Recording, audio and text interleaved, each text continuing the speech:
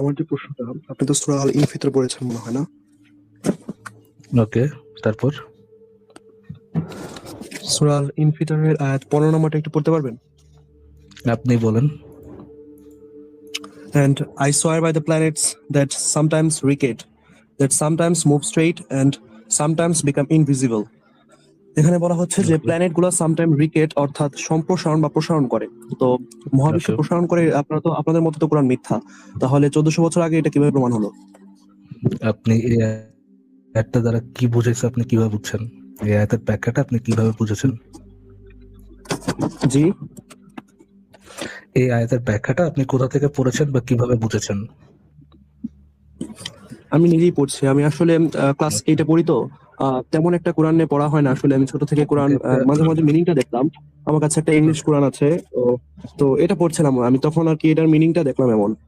তো আচ্ছা, এটা জানার জন্য আমি আপনার আপনার কাছে আসলাম। আপনি কি আপনার কি তাফসীর সম্পর্কে কোনো আইডিয়া আছে? তাফসীর জিনিসটা কি? না, আমি আগেই বলেছি আমি ক্লাস 8 এ পড়ি। তো পড়াশোনার চাপও এখন একটা বেশি আছে, আর যদি না তাফসীর পড়ার থাকে মতো তাহলে সময় ভাই হয় না। কোরআন এত পড়া হয়। ডিটেল বলা, ডুড ডুড যতটুকু বলতেছি অতটুকু রেসপন্স করলেই হবে। তাফসীর জিনিসটা হচ্ছে Yes? কোরআনের ব্যাখ্যা গ্রন্থ। কি গ্রন্থ? কোরআনের ব্যাখ্যা গ্রন্থ। কোরআনকে কিভাবে বুঝবেন আপনি, এইটার ব্যাখ্যা গ্রন্থ হচ্ছে তাফসীর। কোরআনের যে কোনো একটা জি, জি, আয়াত, জি, যে অবশ্যই। জি। আমি এই বিষয়টা জানি। তো আমি উত্তরটা আগে চাচ্ছিলাম। যে একটু যদি চুপ করে আমার কথাটা শুনতেন তাহলে আপনি হয়তো বা উত্তরটা পেতেন। জি, জি, বিষয়টা বলুন। হচ্ছে কোরআন হচ্ছে তাফসীর। তাফসীর হচ্ছে কোরআনের একটা ব্যাখ্যা গ্রন্থ। কোরআনের একটা আয়াত দ্বারা কি বোঝানো হয়েছে সেটা কোরআনের সেটা হচ্ছে তাফসীরে বলা থাকে। নাও আপনার যদি কোরআন থেকে আপনি কোনো একটা লাইন পড়ে কোনো কিছু একটা বুঝেন, এটা যে কোনো কিছু হইতে পারে।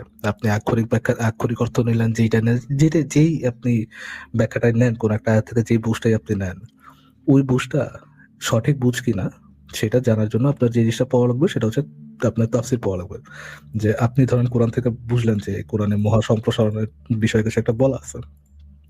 মোহাম্মদ কি আসলেও মহাসম্প্রসারণ ব্যাপারে কোনো কিছু একটা বলছে কিনা, বা মোহাম্মদের সাহাবারা এই জিনিসগুলো কিছু বুঝছে কিনা, নাকি আপনার কোরআন সম্পর্কে ব্যাখ্যা মোহাম্মদ থেকে ডিফারেন্ট, এই জিনিসটা জানার জন্য কি করা লাগবে? আপনার তাফসীর পড়া লাগবে। আপনি আগে এই বিষয়, আপনি আগে কোনো অনলাইন থেকে কোনো একটা তাফসীর নাও, যে কোনো তাফসীর হতে পারে, ইবনে কাসির, জালালাইন তাফসীর গুলো হতে পারে, ক্লাসিক্যাল তাফসীর গুলো আপনি পড়তে পারেন। পড়ে ওই আয়াতের তাফসীরটা বের করবেন। বের করে দেখবেন যে আপনি যে সায়েন্সটা খুঁজে পাচ্ছেন কোরআন থেকে, ওই সায়েন্সটা অ্যাকচুয়ালি মুহাম্মদের 14 গোষ্ঠী সাহাবা এরা কেউ বুঝেছে কিনা। আপনি কি আমার কথা বুঝতে পেরেছেন নাকি আমি আবার রিপিট করব? না, আপনি তাফসীরের কথা বলছিলেন, কিন্তু আমি আপনার কাছে সরাসরি প্রশ্নটা করেছি যে I swear by the planets that আচ্ছা, recede. আমি প্ল্যানেট যা বলেছি রিকেট একটু, করছে। আপনি রিকেট আমি যা অর্থটা জানেন? বলেছি, আমি যে কথাটা বলেছি আপনি কি বুঝেছেন নাকি বিষয়টা জি, জি, বুঝেননি? জি, অবশ্যই। আপনি তাফসীরের কথা বলেছেন যে আমি আমার একটু কোরআন সম্পর্কে জানার জন্য তাফসীর পড়তে হবে। কোরআন সাহাবী কি বলছে, নবী কি বলছে এটা জানতে হবে। তবে আমি সরাসরি আপনাকে মিনিংটা জিজ্ঞেস করছি। আমি নবীর কথা বলছি না, সাহাবীর কথা বলছি। আপনি আমাকে মিনিংটা একটু পড়ে পড়ে বলুন বা ব্যাখ্যা করুন। গান্ডুলাল যে বুঝতে না কি হয়। আচ্ছা ভাইয়া, পৃথিবীতে কোরআনটা সবচেয়ে ভালো কে বুঝেছে? আম আমার মতে কারোর বোঝার কথা না নবী ছাড়া, যেহেতু তার উপর নাযিল করা হয়েছে। কারো বোঝার কথা না নবী ছাড়া। আচ্ছা, নবীর পরে কারা বুঝেছেন? তো আপনি হয়তো সাহাবীকে নির্দেশ করছেন, কিন্তু আমি আসলে সাহাবীদের কথা তেমন একটা মানি না। আমি আসলে হাদিস মানে হাদিসটাকে পছন্দ আপনি করি না বা আগে মানি না আপনি বলতে পারেন। আপনি বিয়ে বলেন আরকি। আপনি একটু আগে একটা কথা বললেন যে কারো বোঝার কথা না নবী ছাড়া, রাইট? আমি ইয়েস। যদি আপনার এই কথাটা নেই যে কারোই বোঝার কথা না নবী ছাড়া, তাহলে আপনি কোরআন থেকে আপনি যে বুঝটা নিলেন, এই বুঝটা যে সঠিক বুঝ এটা তো আপনি নিজেই অস্বীকার করতেছেন যে আপনার বুঝ আপনিও সঠিকভাবে বুঝেন না এই বিষয়টা। তাই না? না, আমি তো আপনাকে বলছি, আমি তো কোরআন সম্পর্কে জানি না। আমি খালি এই লাইনটা পড়েছি, এটা ব্যাখ্যাটা আপনার কাছে চাচ্ছি। যদিও আপনি এটা দিচ্ছেন না, বারবার অন্য কথায় ঘোরাচ্ছেন। আমি আপনাকে কোরআন বুঝার যে উপায়টা, কোন একটা আয়াত পড়েই আপনি যে ঢ্যাং ঢ্যাং করে লাফায় চলে আসবেন বা কোন একটা ইউরেকা বলবেন যে ওকে ফাইন আমি একটা জিনিস বুঝে গেছি, জেনে গেছি, এটা কি করা যায় কিনা আমি সেই সম্পর্কে বলতেছি। এটা করা যখন যায় আপনি নাকি? তা আমি তো বলছি ভাই, আমার তো এই প্রসঙ্গে কোনো জ্ঞানই নেই। আমি এটা এই কোরআনটা জ্ঞান পড়ে নাই শুনুন, দেখেই, শুনুন। জ্ঞান প্লিজ, নাই প্লিজ, দেখেই আমি প্লিজ আপনাকে, লিসেন। আমি কোরআনটা জ্ঞান, পড়েছি, আপনার জ্ঞান আমি নাই সূরাটা দেখেই পড়েছি। আমি আপনাকে বিষয়টা বোঝানোর চেষ্টা করতেছি, একটু ফোকাস দিয়ে বুঝেন। আপনি একটু আগে একটা কথা বললেন যে কোরআন পড়ে মুহাম্মদ ছাড়া আর কেউ কোনো কিছু বুঝবে না। এটা ইসলাম অনুযায়ী সঠিক কথা না। বাট আপনার কথা যদি আমি সঠিক সঠিক ধরেও নেই, যে মোহাম্মদ ছাড়া আর কেউ বুঝবে না। তাহলে আপনি যে এক ধরেন কোরআন থেকে একটা বিজ্ঞান খুঁজে পাইলেন, এই বিজ্ঞানও তো আপনার সঠিক বুঝ না, এই বিজ্ঞানটাও তো আপনার সঠিক বুঝ না, কারণ আপনি বলতেছেন মোহাম্মদ ছাড়া আর কেউ কোরআন বুঝবেই না।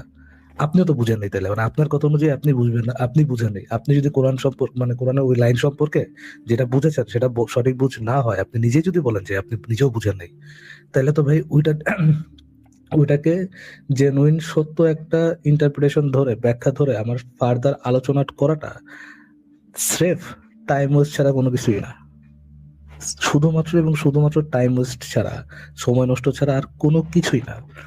বাট আমি আপনাকে একটু আগে যে জিনিসটা বলেছি, আপনার যদি বলতে হয় কোরআনের কোন একটা আয়াতে তাফসির মানে কোন একটা আয়াতে সায়েন্টিফিক মিরাকল আছে, কেমনে বুঝলো ভাই, কেমনে এরকম ইয়ারা থাকলো, কেমনে এত বড় একটা মিরাকল থাকলো, তো এটা যদি এরকম কোনো কিছু একটা দাবি করতে চান, আপনাকে যে জিনিসটা করতে হবে যে ওইটা যে অ্যাকচুয়ালি ওইটার মধ্যে কোনো সায়েন্টিফিক মিরাকল আছে এটা আপনাকে প্রমাণ করতে হবে।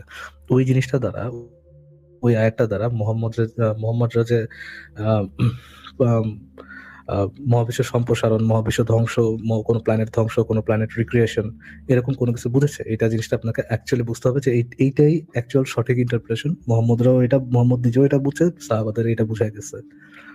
আহ, কোরআন অ্যাকর্ডিং টু ইসলাম, কোরআন সবচেয়ে ভালো বুঝছে ইসলাম, সরি মোহাম্মদ। এরপর হচ্ছে তার মোহাম্মদ যাদেরকে শিখাই গেছে সাহাবি, এবং তারপরে সাহাবি থেকে তাবি, তাবি থেকে তাবি তাবি। আপনার যদি কোরআনের কোনো একটা আয়াত নিয়ে কোন একটা ক্লেম করতে হয় যে এই আয়াতে এটা বোঝানো হয়েছে বা এই জিনিসটা বলা হয়েছে, আপনাকে কি করতে হবে? আপনাকে দেখাইতে হবে যে মোহাম্মদ বা তার সাহাবা তাবে তাবে এই জিনিসটাই বুঝছে, কোরআনের ওই আয়াত দ্বারা এই ব্যাখ্যাটাই তারা বুঝছে, বা বড় বড় আলেমরা এই ব্যাখ্যাটাই বুঝছেন। তো এই জিনিসটা দেখানোর জন্য আপনাকে যেখান থেকে রেফারেন্স দেওয়া লাগবে সেটা হচ্ছে তাফসীর থেকে। আপনি শুধুমাত্র কোরআন থেকে রেফারেন্স দিলে, কোরআন থেকে কোন একটা আয়াতের রেফারেন্স দিলে, ওই রেফারেন্সটা শুধু টাইম ওয়েস্ট ছাড়া অন্য কোনো কিছুই হবে না, কেননা ওইটা নিয়ে আমরা সামনে আগাইতেই পারবো না। আপনি কি আমার কথা বুঝতে পারছেন? যদি না বুঝেন, মানে আপনি যদি যে যা বলতেছেন এগুলো যদি আবার রিপিট করেন, আমার কাছে মনে হবে যে আমি আমার সময়টা নষ্ট না না, করতেছি। আমি রিপিট করছি না, আমি আপনার সাথে পুরোপুরি একমত। যদিও আমি আগেই বলেছি আমি বাংলাদেশের ক্লাস 8-এ পড়ি, আমার কোরআন এত জানার সময়ও হয় না বা তাফসীরও পড়ার সময় হয় না। আমি এই মিনিংটা পড়েছি এবং আপনাকে ইংলিশটা সহ আমি বললাম, এবং আমি আরবি পড়তে পারি, যদিও আমি এখন আসলে স্পষ্ট হবে না, ভুল হতে পারে পড়তে, তাই আমি পড়তে যাচ্ছি না। তো আপনি যদি সূরা আল ইনফিতারের 15-16 নম্বর আয়াতটা নিজে একটু ব্যাখ্যা করতেন, তাহলে আমি হয়তো একটু বুঝতে পারতাম ব্যাপারটা। আপনার ব্যাখ্যা করার অ্যাকচুয়ালি কোনো কিছুই নেই, আপনি এটার তাফসীরটা পড়ে নিজের বিষয়টা বুঝে নেন যে ওখানে কি বলা হয়েছে। ওকে, তাহলে আমি নেক্সট আয়াতে যাই। সূরা তারিক পড়েছেন? আচ্ছা, আপনি ইন্তেফারের কত নম্বর আয়াতের কথা বলেছেন? ইনতেফাক না, আমি সূরা ইনফিতার, সূরা আল ইনফিতার, এবং এটা সূরা মিনিংটা হচ্ছে দ্য ক্লেভিং, এবং এটার আয়াত হচ্ছে 15-16। আচ্ছা,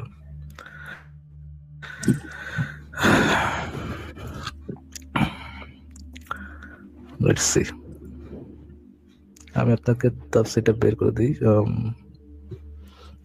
15-16, রাইট? দেখেন, আমি আপনাকে সংক্ষিপ্ত একটা তাফসীর বের করে দিই, আপনি এখান থেকে পড়ে নিতে পারবেন।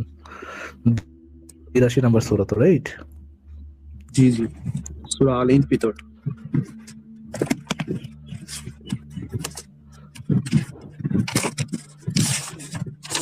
মিউট রাখেন, আপনার এখান থেকে নয়েজ হচ্ছে ভাই, মিউট রাখেন, আপনার এখান থেকে নয়েজ হচ্ছে। আচ্ছা, জি আপনার ওইখান থেকে নয়েজ হচ্ছে, একটু মিউট রাখেন। জি জি জি।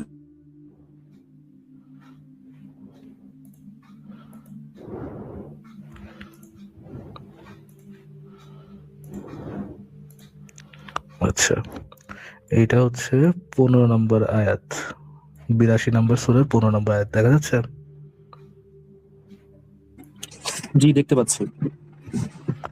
আচ্ছা, এখানে 14 নম্বর আয়াত থেকে যদি আমরা যাই, আর নিশ্চয় অন্যায়কারীরা থাকবে প্রজ্বলিত আগুনে বা জাহান্নামে, তারপরে কি বলা, তারা সেখানে প্রবেশ করবে প্রতিদান দিবসে।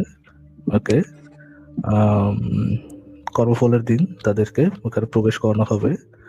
আর 16 নম্বর আয়াতে বলা হচ্ছে, আর তারা সেখান থেকে অনুপস্থিত থাকতে পারবে না, বা তারা সেখান থেকে কখনো উধাও হয়ে যেতে পারবে না। কি সায়েন্টিফিক মিরাকল পাইলেন ভাই এটার মধ্যে? ভাই আপনি কোনটা বের করছেন বললেন? আমি সূরা আল ইনফিতারের কথা বলেছি, এবং মক্কি সূরা, 19 নম্বর আয়াত এবং রুকু আছে একটা, এই সূরাটা দেখেন। সূরা এখানে কি দেখা যাচ্ছে আল ইনফিতর? জি জি জি 82 নম্বর সূরা। 82 নম্বর সূরার 15 নম্বর আয়াতের কথা বলছেন, তাই তো? আপনি পড়েন তো ভাই 15 নম্বর আয়াতে কি বলা? আমি পড়বো, জি, আমার বই থেকে পড়বো, আমি তো কোরআন একটা ইংলিশ কোরআনে বসছি, সেখান থেকে পড়বো। এখানে পড়েন স্ক্রিনে ভাই। আপনি কোন বই থেকে কি আব্দুল্লাহ বলছেন সেটা তো আমি বুঝতে পারতেছি না। আপনি এখান থেকেই পড়েন, স্ক্রিনে দেখেন। তো এখানে সেখানে লেখা আছে তারা সেখানে প্রবেশ করবে প্রতিদান দিবসে, কর্মফলের দিন তারা তাতে প্রবেশ করবে, তারা কর্মফলের এখানে দিনে তাতে এখানে প্রবেশ তারা করবে। এখানে তারা বলতে কাদেরকে বোঝানো হচ্ছে আমি আপনাকে দেখাই দিই। নিশ্চয় অন্যায়কারীরা থাকবে প্রজ্বলিত আগুনে, যারা পাপী বা অন্যায়কারী তাদের কথা বলা হচ্ছে। তারা সেখানে জি জি প্রবেশ করবে, মানে অন্যায়কারীরা জাহান্নামে প্রবেশ করবে প্রতিদান দিবসে বা আখিরাতে হচ্ছে তারা কোথায় প্রবেশ করবে? জাহান্নামে প্রবেশ করবে। জি। ওকে, তারপরে তারপরে আরেকটা পড়েন। পরে বলা হয়েছে আর তারা সেখান থেকে অনুপস্থিত থাকতে পারবে না, তারা সেখানে কখনো উধাও হয়ে যেতে পারবে না, তারা ওটা থেকে অন্তরিত। প্লিজ ওয়েট, আমি সূরাটা বের করি একটু, আমার উল্টাপাল্টা লাগছে। আসর প্লাস জিলজাল 300।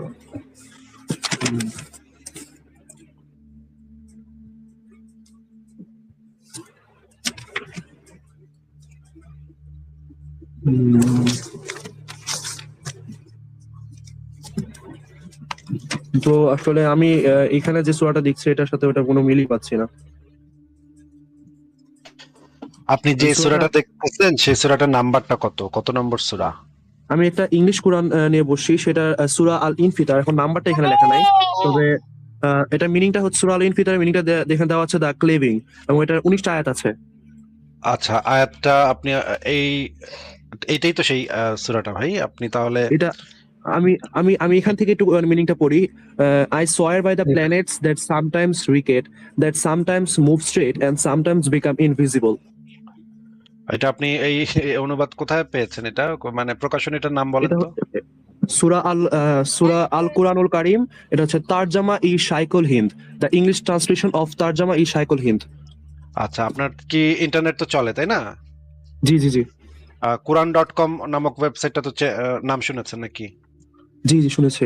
quran.com একটু আরেকটা ট্যাবে ঢুকে একটু 82 নম্বর সূরার 14-15 নম্বর আয়াতে চলে যান, আপনি নিজেই দেখেন যে এখানে কি আছে। quran.com, তারপরে 82 নম্বর সূরা। আপনি আপনি চাইলে আমি স্ক্রিনে বের করতে পারি। জি, আমি আসলে এই বিষয়টা I তেমন swear একটা by দক্ষ the না, তো তাই planet. বের করতে পারছি না। আচ্ছা, আমি আরেকটা আয়াত সম্পর্কে একটু জিজ্ঞাসা করতে চাই। না না, এটা সেটা শেষ হচ্ছে না হওয়া পর্যন্ত, এটা শেষ না হওয়া পর্যন্ত আমরা আরেকটা আয়াতে যেতে পারবো না ভাই। আপনি আগে এটা একটু ক্লিয়ার করেন আমাদেরকে, যে আপনি যেটা আমি খুঁজতেছেন, আপনি যেই সূরা বলেছেন আমরা ফারাজ ভাই সেটাই বের করেছে, তারপর আপনি বলছেন যে এখানে ভিন্ন, তাহলে তো আপনি বের করে দেখান আমাদেরকে। না আমি quran.com আমি আপনি আপনার আরেকটা ট্যাবে খুলে আমাদেরকে একটু দেখান। আমি আসলে তো এই বিষয়টা তেমন একটা দক্ষ না, তো আমি কিভাবে বের না না, করবো সেটা বুঝতে পারছি না। কোনটাতে দক্ষ না? আপনি ওয়েবসাইট আচ্ছা, ব্রাউজ করতে পারেন না? না, ব্রাউজ করার পর কি করবো, কিভাবে শেয়ার করবো, এটা পারি না আসলে। আচ্ছা ঠিক আছে, আমি নিয়ে আসছি। আচ্ছা, এখানে দেখা যাচ্ছে, স্ক্রিনটা দেখা যাচ্ছে। আচ্ছা, এটার এটা হচ্ছে এটা আয়াত সংখ্যা কি 19? এটা আয়াত সংখ্যা কি 19? 82 নম্বর সূরা। এটাকে দেখা যাচ্ছে 82 নম্বর সূরার 1 নম্বর আয়াত দেখা যাচ্ছে। জি জি। আচ্ছা, এটা পরের সূরাটা কি সূরা মুত্তাফিফিন? তাহলে আমি একটু মিলাতে পারবো আর কি। হ্যাঁ, মুত্তাফিফিন। তাহলে তাহলে এটাই তাহলে এটাই আচ্ছা, 82 নম্বর সূরা। কত নম্বর আয়াতের 15 কথা আর বলেছেন? 16 নাম্বার আয়াত, 15 আর 16। 15 আর 16। আচ্ছা আচ্ছা, এটা যে quran.com, এটা তো কোনো সন্দেহ নাই আপনার নাকি? না না, আমি সন্দেহ কেন করবো, আমি তো কোরআন নিয়েই বসে আছি, দেখুন সন্দেহ কোনো 82 অবকাশ নম্বর নেই তো। সূরার 82 নম্বর সূরার 15 নম্বর আয়াত পড়েন ভাই, এখানে কি লেখা? And they will enter to burn their on the day of recompense. কর্মফলের দিন তারা তাতে প্রবেশ করবে, তারা কর্মফলের দিন তাতে প্রবেশ করা হবে। তারপরে 16 নম্বরে 16 নম্বর লেখা আছে আর তারা সেখান থেকে কোথাও উধাও হয়ে যেতে পারবে, তারা ওটা অন্তর্হিত হতে পারবে না। আচ্ছা, এমন কোনো লাইন কি চলাতে আছে? আচ্ছা প্ল্যানেটস কই গেল ভাই? আচ্ছা, এখন এখানে কি কোনো এই লাইনটা আছে যে এই যে when the sky will be rent asunder, when the stars will fall off, and when the seas will be overflowing, 3 নম্বর আয়াতটা কি এমন কিছু বলা হয়? এরকম 3 এরকম নম্বর একটা আয়াত কোরআনে আছে, আমি জানি এরকম কোরআনে এক আয়াত আছে যেখানে বলা হচ্ছে যে আল্লাহ শপথ করতেছে যে এইখানে and the তারকারা পড়ে যায়, ঝরে পড়ে, কারণ হচ্ছে এই যে এটাই ভাই প্রাচীনকালে। 2 নম্বর আয়াত, when the stars fall scattering. হ্যাঁ, হ্যাঁ। জি, তাহলে এই সূরাটাই, ফারাজ ভাই, এই সূরাটাই তাহলে। ফারাজ ভাই এই আয়াতটাতে যে জিনিসটা তাফসিরে যে জিনিসটা বলা আছে যে প্রাচীনকালের মানুষ দেখতো যে আহ, তারা খসা বলি না আমরা, আমাদের হুম, গ্রামাঞ্চলে তারা খসে যায় সেটা বলি না, সেটা তো আসলে এক ধরনের উল্কাপাত, তাই না? কিন্তু জি জি। মোহাম্মদ আসলে এই জিনিসটা জানতো না। মোহাম্মদ ভাবতো যে আসলেই বোধহয় তারা খুইসা পুইরা যায়, হ্যাঁ, আকাশে ঝুলা থাকে তারা, এটা মনে হয় মাঝে মাঝে ঠাস করে খুইলা পুইরা যায় উপর থেকে। এই জিনিসটা মোহাম্মদ এবং তার সমসাময়িক আরব অঞ্চলের মানুষরা ভাবতো। যদিও গ্রিসে তার বহু 500-600 বছর আগে মানুষজন এই নক্ষত্র কি, উল্কা কি, এগুলোর পার্থক্য তারা বুঝতো, গ্রিসের মানুষরা বুঝতো। গ্রিসের যারা আহ ছিলেন, জ্যোতির্বিজ্ঞানী ছিলেন এবং যারা দার্শনিক ছিলেন, বিজ্ঞানী ছিলেন, তারা মোহাম্মদের 500-700 বছর আগে থেকে এই জিনিসগুলো জানতো। কিন্তু মোহাম্মদের এই আইডিয়াটা ছিল না। সে ভাবতো আকাশ থেকে যখন তারা খসতেছে, এটারে ভাবতো সে, এটা মনে হয় তারাই আসলে মানে নক্ষত্রই আসলে বিক্ষিপ্ত ভাবে ঝরে পড়তেছে। তখন এইগুলা দেখে সেই কোরআনের আয়াত ডাউনলোড করে ফেলাইছে যে যখন তারাকাগুলা ঝরে পড়ে, সেই মানে যেখানে ঝরে পড়ে সেই স্থানের কসম। এইভাবে আল্লাহ বেশ কয়েক জায়গাতে এই জিনিসটা বলা হয়েছে। এবং একই সাথে আরো যে জিনিসটা এইটার ব্যাখ্যাতে যে জিনিসগুলা বলা আছে যে আল্লাহ পাক নাকি আসমানে আহ ফেরেস্তাদের, প্রথম আসমানে যে ফেরেস্তারা থাকে তাদেরকে তাকদির পাঠান, হ্যাঁ, ভবিষ্যতে কি হবে সেটা লিখে পাঠান। তখন জিনেরা নাকি একটার উপরে একটা চড়ে, একটার উপরে একটা চড়ে, চৈরা নিকটবর্তী আসমান পর্যন্ত, মেঘের উপর পর্যন্ত কান পাইতা শুনতে থাকে ফেরেশতাদের ভিতরে কি কথাবার্তা হচ্ছে। হয় তখন আল্লাহ কি করে, এই তারাগুলাকে ছুঁড়ে মারে, মানে ক্ষেপণাস্ত্রের মতো ছুঁড়ে মারে জিনদের উপরে, শয়তান জিনদের উপরে। তখন নিচের যে জিনটা আছে সেই জিনটা ঠাস করে পড়ে যায়। তখন পুরা যে লম্বা লাইন ধরে যে তারা একটার উপর আরেকটা উঠছিল, সেগুলো সব করে ধাম ধাম করে নিচে পড়ে যায়। এই আয়াতে সেই জিনিসটাই বলা হয়েছে। আমি যে জিনিসটা বললাম সেই জিনিসটা একটু এখনই আমি প্রমাণ করে দিব। আমি কোরআন, হাদিস, তাফসীর সব কিছু থেকে এই জিনিসটা একটু পরে প্রমাণ করে দিব। আপনি একটু আমাদেরকে আগে একটু দেখান যে দুটি প্রশ্ন নামে যিনি যুক্ত হয়েছেন, আপনি এই আয়াত পরে কি বুঝেছেন বা আপনি ওই ব্যাখ্যাটা কোথায় পেয়েছেন সেটা একটু আমাদেরকে বলেন। আচ্ছা, আপনারা কি জাকারিয়া কামাল নামে কাউকে চিনেন? একটা ওই যে সিগারেট খায় যে একটা লোক, মানে একটু পাগলা টাইপের। জি জি জি, আমি আসলে ওনার ভিডিওগুলো দেখতাম এবং খুব দারুণ ভাবে তার ভিডিও দেখে ইনফ্লুয়েন্স আচ্ছা, হয়েছিলাম। আচ্ছা, উনি তো তো কোনো একটা ইসলামের, ভিডিওতে আমি, এক সেকেন্ড, উনি তো কোনো ইসলামের স্কলার না, তো ওনার জি জি জি, অবশ্যই। পাগল। আচ্ছা ভাই, আপনি অ্যাকচুয়ালি তার নামও জানেন? আমি মানে ওই যে মারা যাওয়ার পরে আমি দেখলাম যে ফেসবুকে ও কয়েকজন মারা গেছেন? লেখালেখি, আচ্ছা আচ্ছা আচ্ছা হ্যাঁ, আচ্ছা আচ্ছা। মারা যাওয়ার পরে কয়েকজন লেখালেখি করছে, তখন আমি না, ফারাজ ভাই এই লোক আমার সাথে বিতর্ক করার জন্য অনেকদিন পিছনে পিছনে ঘুরছে, হ্যাঁ, আমার সাথে নাকি বিতর্ক করবে সে। সে হচ্ছে ওই যে ফেস দ্য পিপল পেজের সাগর সাহেব, ওনার সাথে যোগাযোগ করছে যে আমি সে নাকি আমার সাথে বিতর্ক করতে চায়। And সাগর এসে আমারে বলতেছে যে আপনার সাথে একজন ব্রিগেডিয়ার আছে জাকারিয়া কামাল, উনি বিতর্ক করতে চায়। আমি বলি এই লোক আবার কে? আমি তো উনি চিনিও না, ব্রিগেডিয়ার নামও না, শুনিনি। সরি, উনি ব্রিগেডিয়ার ছিলেন না, উনি কর্নেল ছিলেন। আচ্ছা, কি ছিলেন আমি তো জানি না ভাই, আমাকে সাগর সাহেব যেটা বলছে আমি আপনাদেরকে সেটা বলতেছি। আমাকে ব্রিগেডিয়ার বলছে, আমি আপনাদেরকে ব্রিগেডিয়ার বলতেছি। আমি তো জানি না যে উনি কর্নেল না ব্রিগেডিয়ার না মেজর, কিছুই আমি জানি না। এখন ওই যে সাগর সাহেব আমাকে বলতেছে ব্রিগেডিয়ার, উনি একজন ব্রিগেডিয়ার এটা বলতেছে, এবং বলতেছে আপনার সাথে বিতর্ক করতে চায়। আর আমি বললাম যে আমি তো চিনিও না, নামও শুনিনি জীবনে। আচ্ছা ঠিক আছে, আমি একটু খুঁজে দেখি। তখন আমি প্রথম তার একটা খুঁজে দেখলাম, দেখি ফেসবুকে, ইউটিউবে সে ভিডিও বানায়, বিড়ি খায় আর কি কি জানি বলে। হ্যাঁ, একদিন শুনতে গিয়া আমি বলি যে এই পাগল, মানে পাগলাগারদ থেকে ছাড়া পাইলো কেমনে? এই লোক পাগলাগারদে থাকার কথা, এই লোক পাগলাগারদ থেকে কেমনে ছাড়া পাইলো? এই জিনিসটা আমি বুঝলাম না। অনেকক্ষণ মাথা চুলকাইলাম, আমি কিছু বুঝলাম না যে এর পাগলাগারদ থেকে ছাড়ছে কে, সেই ডাক্তারে মানে জেলে ভরা উচিত। এরপরে আমি বলছি সাগর সাহেবকে যে এই লোক তো পুরাই পাগল, এই লোকের সাথে আমি কি বিতর্ক করবো? এর সাথে বিতর্ক করতে গেলে মানিজ্জত যাবে, মানিজ্জত মারা যাবে। তারপরে আমি তাকে রিফিউজ করছি, আমি বলছি কোন আলেম আসলে তখন তাদের সাথে আমি বিতর্ক করতে পারি। এই লোক পরে ওই একটা ভিডিও তখন দেখছিলাম, পরে আমি দেখলাম যে ভদ্রলোক মারা গেছে। এখন যেহেতু মারা গেছে সেহেতু তার সম্পর্কে আর কথা বলার দরকার নেই আমাদের। কিন্তু লোকটা একটু মানসিক সমস্যা, যেটা আমি ভিডিও দেখে যেটা বুঝছি যে মানসিক সমস্যা ভালোই ছিল।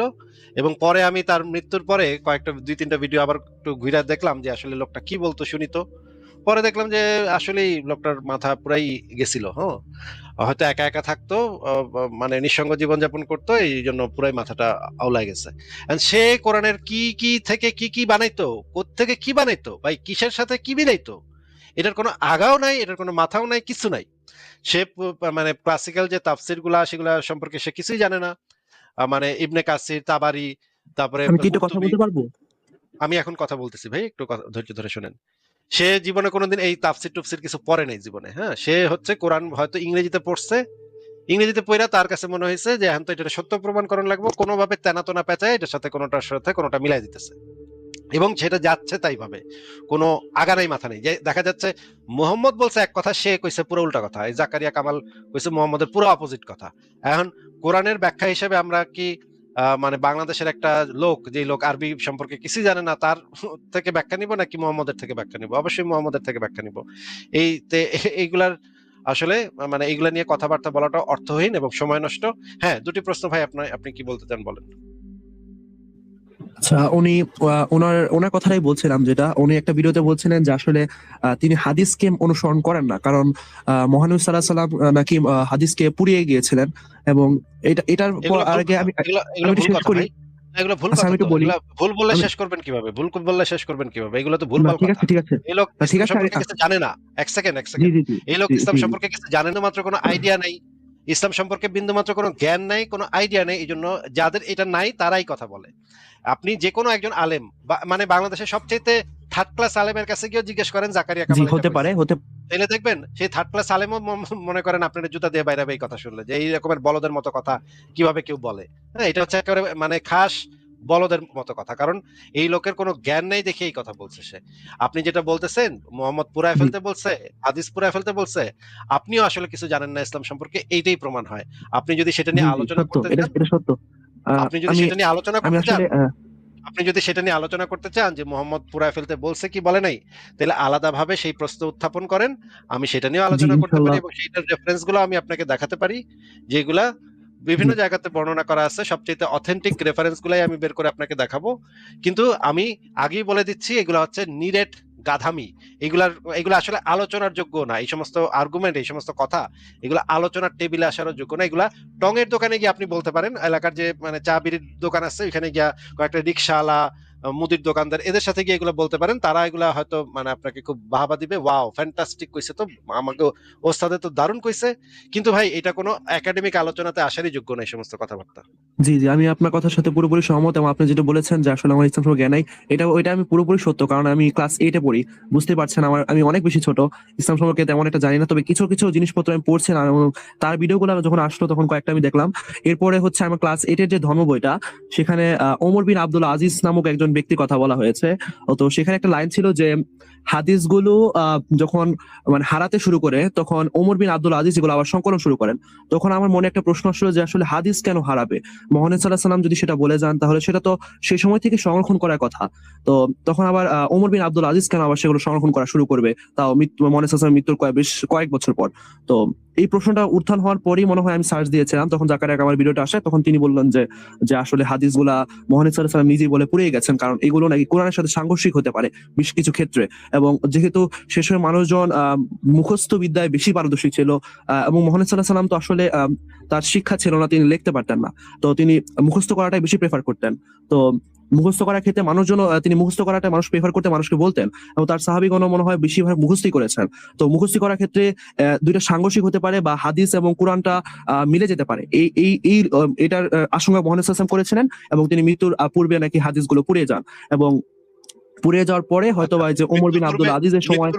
মৃত্যুর পূর্বে তিনি হাদিসগুলো পুড়িয়ে যান, এই তথ্যটা কি আপনি না, আমাদেরকে না, না, রেফারেন্স সহকারে না, একটু আমি তো কথাটা শুনেন ভাই, কথাটা একটু শুনেন জি, ভাই, জি, কথাটা একটু শুনেন। মৃত্যুর আগে মোহাম্মদ হাদিসগুলো পুড়িয়ে যান, জাস্ট এই কথাটা যদি আপনি কোনো অথেন্টিক রেফারেন্স থেকে আমাকে বের করে দেখাতে পারেন, তাহলে আপনার সমস্ত বক্তব্য, আগের যে বক্তব্য বলছেন, পরের যে বক্তব্য এখনো বলেন নাই, সব বক্তব্য আমি মেনে নিব। দেন। না, আমি তো আপনার সাথে বলছি ভাই, আমার তো সেরকম জ্ঞান নেই। আমি ক্লাস 8 এ পড়ি, এটা আমি বারবারই বলছি। তো আমি আপনি তো এটা একটা নলেজ ক্লেম তো করছেন ভাই, যদি না, জ্ঞান নলেজ না ক্লেমটা আমি থাকে। কিভাবে করছি? আমি জাকারিয়া কামালের ভিডিওটা দেখেছিলাম, তো সেই বিষয়ে আপনাকে প্রশ্ন করছিলাম যে আসলে এই বিষয়টা কতটা সত্য হতে পারে। আর আচ্ছা, যদি তাহলে আপনি হাদিসগুলো তাহলে আপনি হাদিস এমন ভাবে বলেন, কথাগুলো কিন্তু নলেজ ক্লেমের মতো বোঝা মনে হচ্ছে। আপনার যে টোন, সেই টোন থেকে মনে হচ্ছে যে আপনি জানেন এই বিষয়ে, আপনি এই বিষয়ে বক্তব্যটা দিচ্ছেন। কিন্তু টোনটা কিন্তু এরকম না যে আপনি জানতে চাচ্ছেন যে এটা সত্য কি সত্য না সেটা জানতে চাচ্ছেন, সেটা কিন্তু আপনার টোন থেকে বোঝা যাচ্ছে না। টোনে কিন্তু বোঝা আহ, যায় যে আপনি কি জানতে চাচ্ছেন বা এটা সত্যতা জানতে চাচ্ছেন, নাকি আপনি এটা সম্পর্কে জানেন, সেই নলেজটা ক্লেম করছেন যে এটা এরকম হয়েছে। এই দুটোর জি পার্থক্য জি আছে তো, তাই না ভাই? জি জি, হয়তো বা আমার টোন আমি কিভাবে বলেছি আমি আসলে নিজে বুঝি না, আমি তেমন ভাবে গুছিয়ে কথা বলতে পারি কিনা সেই বিষয়ে আমার কোনো ধারণা নাই। তার জন্য আমি জিজ্ঞেস করছিলাম যে আসলে আসলে হাদিস পুরানো হয়েছিল কিনা, বা সেগুলো আচ্ছা, কোরআনের সাথে সাংঘর্ষিক হয়েছিল কিনা সেই সময়। আচ্ছা, আপনাকে আমি বলে দিচ্ছি যে প্রথম যুগে মুহাম্মদের সময়, যখন প্রথম যুগ ছিল, সেই সময় কোরআনকে শুধুমাত্র লিখিত আকারে লেখা হইতো, কারণ মানুষজন ছিল কম, মুহাম্মদের সাহাবী ছিল কম। তখন শুধু কোরআনে ওহী লেখক ছিল। ওহীগুলা যেগুলা আসতো, মুহাম্মদ যে যে সোকল্ড ওহী, সেগুলা মুহাম্মদ কিছু লোক রাখছিল সেগুলো লিখে রাখতে। তখন সেই লোকেরাই আবার তার হাদিসগুলাও লেখা শুরু করে দিছিল। তখন মুহাম্মদ তখন তাদেরকে বলছে, তোমরা কোরআনের সাথে সাথে হাদিসও লিখো না, তাইলে বোঝা যাবে না যে কোনটা হাদিস আর কোনটা কোরআন, এই দুইটা মিলা যাবে, হ্যাঁ, এই দুইটা মিক্স হয়ে যাবে। জি কারণ কারণ হচ্ছে কোরআনের ভার্সও যেরকম, হাদিসের ভার্সও একই রকম, কাছাকাছি, হ্যাঁ। জি জি জি মানে হচ্ছে গিয়ে কোরআনেও যে এরকম ভাবে নাজিল হইতো, হাদিসে একই ভাবে, এবং টোন, অনেক হাদিসের টোন, অনেক হাদিসের ছন্দ, সবকিছু মনে হইতো যে এটা কোরআনের আয়াত। তখন আর বোঝা যেত না, মানে কোনটা মুহাম্মদ বলতেছে আর কোনটা আল্লাহ বলতেছে, এটার কোনো পার্থক্য তখন তৈরি হইতো না, মিলা যাইতো। এখন এই সমস্যার কারণে মোহাম্মদ এটা নিষেধ করে দিছে, তোমরা হাদিস, আমার কথা, আমার বক্তব্য লিখো না। যেটা আমি বলবো যেটা কোরআনের আয়াত, শুধুমাত্র সেটা লিখবা, আর যেটা আমি বলবো না সেটা তোমরা লিখবা না। কিন্তু কিছুদিন পরে দেখা গেল, মদিনা যাওয়ার পরে বেশ কিছুদিন পরে দেখা গেল তার অনেক সঙ্গী সাথী হয়েছে। তখন মোহাম্মদ দুইটা গ্রুপ তৈরি করলো। একটা গ্রুপের দায়িত্ব হইলো কোরআনকে লিপিবদ্ধ করা, আরেকটা গ্রুপের দায়িত্ব হইলো হাদিসকে লিপিবদ্ধ করা। এবং মোহাম্মদের যে সবচাইতে ঘনিষ্ঠ যে কয়েকজন ব্যক্তি ছিল, তাদের ভিতরে একজন হচ্ছে আনাস বিন মালিক, হ্যাঁ। তিনি হচ্ছে মোহাম্মদের একদম দাসের মতো ছিল, সবসময় সাথে সাথে থাকতো। মোহাম্মদ যখন টয়লেট করতে যাইতো তখন বদনা নিয়ে পিছনে পিছনে যাইতো সেই আনাস। আরেকজন ছিল আবু হুরায়রা। সেই আবু হুরায়রাও ছিল মোহাম্মদের অত্যন্ত কাছে, সবসময় পাশে বসে থাকতো। মোহাম্মদ যখনই কোনো কথাবার্তা বলতো, সে পাশে বসে বসে তাকায় থাকতো মোহাম্মদের দিকে। এই দুইজনকে মোহাম্মদ হাদিস লিখতে বলছিল স্পেশালি, এবং এরা দুইজন হাদিস লিখে রাখতো, এবং তারা একজন একটা কাগজে লিখে রাখতো। আনাস যে, সে একটা কাগজে লিখে রাখতো। পরবর্তী সময় আনাস বলতেছে যে আমরা দুইজনই মোটামুটি হাদিসটা লিখে রাখতাম, এর ভিতরে আহ, ও লিখে রাখতো আর আমি মুখস্থ করতাম। আমি আবু হুরায়রা, আমি মুখস্থ ভালো পারি, আমি মুখস্থ করতাম। এই জিনিসগুলা মোহাম্মদকে একবার সে এসে জিজ্ঞাসা করছে যে আমি হাদিসগুলা লিখে রাখি, আমি কি হাদিসগুলা লিখে রাখতে পারি? তখন মোহাম্মদ বলছে, হ্যাঁ, সেই সত্তার কসম যার হাতে এই জীবন, আমার মুখ থেকে যা বাইর হয় তার প্রত্যেকটা কথা সত্য, তুমি এগুলো লিখে রাখো। তখন তাকে সেই হাদিস লেখার অনুমতি দেওয়া হয়েছে। হাদিস লেখার অনুমতি পরবর্তীতে দেওয়া হয়েছিল। আপনি যেটা জানেন, আপনি যেটা শুনেছেন, সেটা হচ্ছে একটা খণ্ডিত বক্তব্য। সেটা প্রথম যুগে যখন, মানে মোহাম্মদের সাহাবীর সংখ্যা কম ছিল, সেই সময়ের কথা আপনি জানেন। এবং আপনাকে যে জানাইছে, সেও চালাকি করে প্রথম ওই ঘটনাটা আপনাকে জানাইছে, যেন সে হাদিসের কারণে তার তো সমস্যা হয়, এই কারণে সে যেন সমস্যার মধ্যে না পড়ে, হাদিসটাকে যেন বাতিল করা যায়, এই জন্য সে ইচ্ছাকৃতভাবে পরের ঘটনাটা আপনাকে আর বলে নাই, আগের ঘটনাটা বলছে। আপনি আমাকে হ্যাঁ, আপনি করে না বললে পারেন, কারণ আমি আপনার থেকে অনেক বেশি ছোট হব। আপনি তুমি করে বললে আমি বেশ খুশি হব। তো আমি প্রশ্নটা করতে পারি? আপনি সবাইকে আপনি করে বলি, একমাত্র আমার মানে একদম পরিবারের সদস্য ছাড়া সবাইকে আমি আপনি করে বলি। আপনি যদি সেই বিষয়ে রেফারেন্স জি গুলা জি। দেখতে চান, তাহলে আমি আপনাকে রেফারেন্স গুলা বের করে দেখাতে পারি। আপনি ভালো হয় যে আপনি না, যদি ধন্যবাদ ধন্যবাদ। সংশয়.com এ ঢুকে, আমি বিশ্বাস করেছি না আমি না, আপনার কথা আমরা বিশ্বাস চাই করেছি, না, সমস্যা নাই, কোনো আমরা প্রমাণ চাই না, লাগবে না। আমরা চাই না কেউ আমার কথা বা কারো কথা বিশ্বাস করুক। আমরা সবসময় চাই আপনি যেটা শুনবেন সেটা নিজে বই ঘেটে যাচাই করে দেখবেন যে আমি যে জি জি জি, রেফারেন্সটা দিয়েছি অবশ্যই। সেটা ভ্যালিড রেফারেন্স কিনা, সেটা সঠিক কিনা, সেটা সত্য কিনা, আমি কি বানায় বানায় কিছু বলছি কিনা, বা আমার বক্তব্যটা আবারও বারবার ভেরিফাই করবেন। আপনার কাছে তো জি চ্যাট জিপিটি আছে, চ্যাট জিপিটি, গ্রক, জেমিনি, জি জি জি এগুলো তো আছে নাকি নাকি জি জি জি আমি যে আছে। কথাগুলো বললাম, সেই কথাগুলো আজকে রাতে আপনি এই চ্যাট জিপিটি বা এইগুলাকে গিয়ে জিজ্ঞেস করবেন যে আমাকে একজন বললো এটা এটা এটা, এই বিষয়ে তুমি কি বলো। তখন দেখবেন সে জি আপনাকে অবশ্যই। উত্তর দিবে। সেটার সাথে ভেরিফাই করবেন আমার কথা। কখনো কারো কথা অন্ধভাবে বিশ্বাস করবেন না। অন্ধভাবে সেটা তো বিশ্বাস অবশ্যই। করাটার বিরুদ্ধেই আমরা কাজ করি। যেন কেউ কোনো কথা অন্ধভাবে বিশ্বাস না করে, সেটাই আমাদের মূল কাজ। আমাদের মানে আলাপ আলোচনার মূল কাজই হচ্ছে এটা, যেন কেউ কাউকে অন্ধভাবে বিশ্বাস না করে। আপনি যদি আমার লাইভে এসে বলেন যে ভাই আপনার কথা আমি বিশ্বাস করছি, লাগবো না, তাহলে সেটা না, আমাদের না। মূলনীতির বিরুদ্ধে যায়। আমাদের মূলনীতি হচ্ছে আপনি যেন নিজে যাচাই করে দেখেন। হ্যাঁ বলেন, আপনার কি কোনো আপনি কি রেফারেন্স গুলো জি। দেখবেন নাকি নিজে পড়ে নিবেন? না, আমি অবশ্যই আজকে রাতের ভেতরে চেষ্টা করব পড়ার। আমি নেক্সট প্রশ্ন কি করতে পারবো? আচ্ছা বলেন। সূরা তারিকে বলা হচ্ছে আয়াত ৬ এবং ৭, he has been created from spurted water which sports out from the between the backbone and the chest bones, অর্থাৎ মানুষ যে জন্মগ্রহণ করে অর্থাৎ যে শুক্রাণু সাহায্যে, সে শুক্রাণুটা পুরুষের ব্যাকবোন থেকে আসে। এটা আমি পরে মানে পরবর্তীতে মানে সার্চ করে আমাদের জানতে পেরেছি যে ব্যাকবোন না, বাম মানে পিঠের হাড়, মেরুদণ্ডের হাড় এবং বক্ষপাজরের মধ্যবর্তী স্থান থেকে আসে। ওইখানে যে শব্দটা আছে সেটা হচ্ছে মধ্যবর্তী স্থান, মানে বুকের যে পাজর আর যে জি জি মানে জি ওইটার মাঝখান থেকে আসে, এটা ওইখানে বলা হয়েছে মাঝখান থেকে নির্গত হয়, এই জিনিসটা ওইখানে বলা জিনিস আছে। হয়। জি জি। তো এই এই এই জিনিসটা আমি পরে সার্চ করে আমাদের জানতে পারলাম যে হ্যাঁ আসলেই মানে শুক্রাণুটা কি আসলে জানতে পারলেন যে শুক্রাণু আসলে এখান থেকে বের হয়? এটা আপনি কোথা থেকে জানতে পারলেন ভাই? এটা তো অদ্ভুত কাণ্ড তো। আমি তো জানি যে শুক্রাণু অন্ডকোষ থেকে বের হয়। আপনি এটা কোত্থেকে জানলেন ভাই? কোন ছাগলে আপনাকে এই কথা বলেছে বলেন তো? দুটি প্রশ্ন, আপনার কথা শোনা যাচ্ছে না। আপনি একটু আবার একটু বলেন তো কোথা থেকে আপনি জানতে পারলেন? আমি গুগলে সার্চ করেছিলাম যে গুগলে which search, elements come from the Google search তো কোনো অথেন্টিক সোর্স অফ ইনফরমেশন না।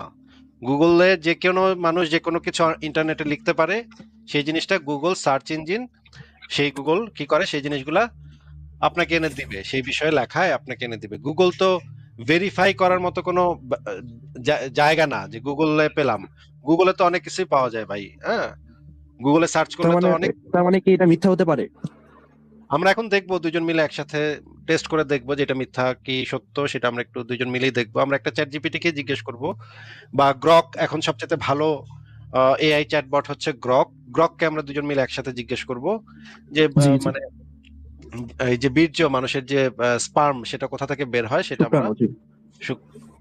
স্পার্ম যেটা সেটা কোথা থেকে বের হয় সেটা আমরা গ্রককে জিজ্ঞেস করি। আসেন, প্রথমে আমরা লিখে দিব যে যেন সে কোনো ধর্মীয় বায়াস থেকে মুক্ত হয়ে, যেন সে এখন যে উত্তরগুলো দিবে সেগুলো যেন সে ধর্মীয় বায়াস থেকে বের হয়ে কোনো ধর্মের প্রতি কোনো পক্ষপাত, ধর্মের প্রতি কোনো এগুলো না করে শুধুমাত্র আহ যুক্তি, প্রমাণ, বৈজ্ঞানিক প্রমাণ এগুলোর উপর ভিত্তি করে যেন সে উত্তর দেয়। এই কথাটা আগে লিখে দিব, ঠিক আছে ভাই?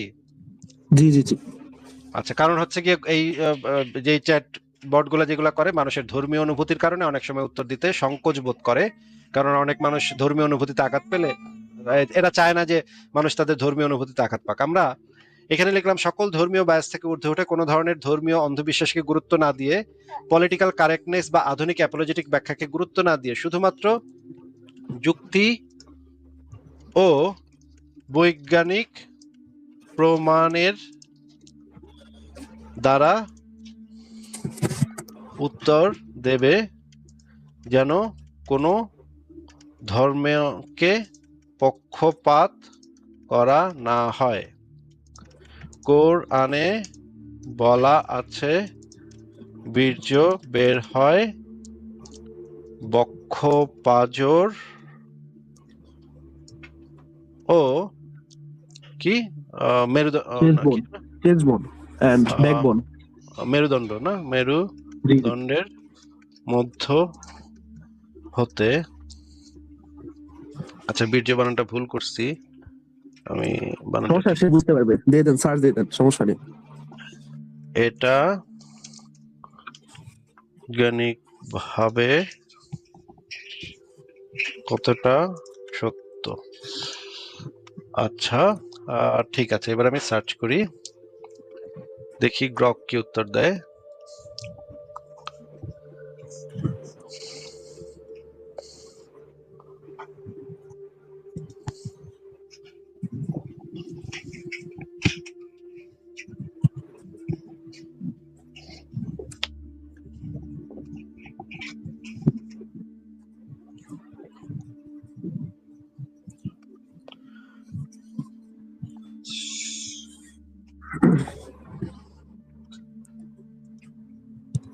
হায় রে, এত সময় লাগে।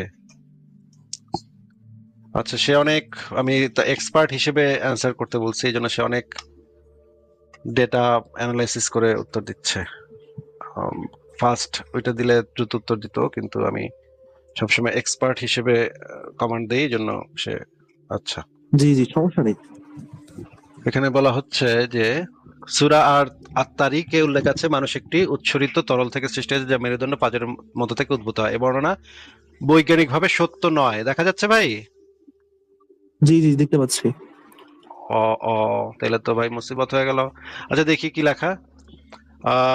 এই বর্ণনা বৈজ্ঞানিকভাবে সত্য নয়, কারণ আধুনিক শরীর বিজ্ঞান অনুসারে বীর্য সেমেন পুরুষের টেস্টিস অন্ডকোষে উৎপন্ন হয়। আমি একটু আগে বলেছিলাম অন্ডকোষে, মানুষের অন্ডকোষে উৎপন্ন হয়, একটু আগে আমি বলেছিলাম, যেখানে স্পার্ম সেলগুলো তৈরি হয়। স্পার্ম তারপর এপিডিডাইমিসে সঞ্চিত হয় এবং বীর্যপাতের সময় প্রোস্টেট গ্ল্যান্ড ও অন্যান্য গ্রন্থি থেকে তরল যোগ হয়ে লিঙ্গের মাধ্যমে বের হয়। এই প্রক্রিয়ায় মেরুদণ্ড বা পাঁজরের কোনো সরাসরি ভূমিকা নেই। স্পার্মের পথ টেস্টিস থেকে শুরু হয়ে different duct, spermatic cord, pelvic cavity হয়ে প্রোস্টেট পর্যন্ত যায়। এই ধারণা আধুনিক বিজ্ঞানের সাথে সাংঘর্ষিক, কারণ বীর্যের উৎপত্তি ও পথের বিস্তারিত মানচিত্র অ্যানাটমি এবং মাইক্রোস্কোপিক পর্যবেক্ষণের মাধ্যমে নিশ্চিত হয়েছে, যা মেরুদণ্ড বা পাঁজরকে একসাথে যুক্ত করে না। পরিবর্তে এটি প্রাচীন গ্রিক চিকিৎসকদের ধারণার সাথে মিলে যায়, যেমন হিপোক্রেটাসের মতে বীর্য শরীরের সব অংশ থেকে উদ্ভূত হয় এবং গ্যালেনের মতে এটি একটি সক্রিয় নীতি যা শরীরের বিভিন্ন অংশের সাথে যুক্ত। কিন্তু এই প্রাচীন মডেলগুলো আধুনিক প্রমাণের আলোকে ভুল প্রমাণিত হয়েছে। মানে কোরআনের এই বর্ণনাটা প্রাচীন গ্রিক দার্শনিক হিপোক্রেটাস এবং আরেকজন গ্রিক চিকিৎসক গ্যালেনের ধারণার সাথে খানিকটা মিলে যায়, কিন্তু এই প্রাচীন মডেলগুলো আধুনিক প্রমাণের আলোকে ভুল প্রমাণিত হয়েছে। যুক্তিগতভাবে যদি বীর্য মেরুদণ্ড বা পাঁজর থেকে উদ্ভূত হতো, তাহলে টেস্টিকুলার ইনজুরি বা অপসারণে বীর্যপাত বন্ধ হওয়ার পরিবর্তে মেরুদণ্ডের সমস্যায় তা প্রভাবিত হতো। মানে বলতেছে যে, মনে করেন কারো অ্যাক্সিডেন্ট হয়ে যাদের মানে অন্ডকোষটা কাটা যায়, হ্যাঁ, অনেক সময় দেখা যায় যে অ্যাক্সিডেন্ট হয়ে অন্ডকোষ কাটা গেছে, তখন তাদের বীর্যপাত হওয়া বন্ধ হয়ে যায়। কিন্তু মেরুদণ্ডের সমস্যায় কোনোদিন কখনো কারো মানে বীর্য পড়া বন্ধ হয়ে যায় নাই। তার এখান থেকে বোঝা যায় যে এটা একদম ভুল কথা। এবং এখানে কয়েকটা একাডেমিক ইয়াও আছে, মেডিকেল জার্নালও আছে, এখানে পরিষ্কারভাবে বলা আছে। সারাংশে এই বর্ণনা বৈজ্ঞানিক প্রমাণের ভিত্তিতে অসত্য এবং এটি প্রাচীন যুগের অসম্পূর্ণ জ্ঞানের প্রতিফলন। আপনি কি দেখতে পেয়েছেন এবং পড়তে পেরেছেন? জি জি জি, দেখতে পেয়েছি, পড়েছিও। তাহলে এখন কি বোঝা গেল যে কোরআনের যে বক্তব্যটা আছে, কোরআনের বক্তব্যটা একটা ভুল বক্তব্য, বরঞ্চ এটা মুহাম্মদের আগের জামানার যে গ্রিসের যে দার্শনিকরা ছিলেন বা বিজ্ঞানীরা ছিলেন, তারা যে ভুলটা করছিল, মুহাম্মদ হয়তো কারো থেকে শুনে বা কোথাও থেকে শুনে বা কোথা থেকে জেনে, সেইটা তাদের সমাজে যে ধারণাটা প্রচলিত ছিল সেইটাই সে কোরআনের ভিতরে বলছে। তাহলে তো কোরআনটা তো আল্লাহর বাণী হইতে পারে না, নাকি? জি, কোরআন কি তাহলে আল্লাহর বাণী হতে পারে?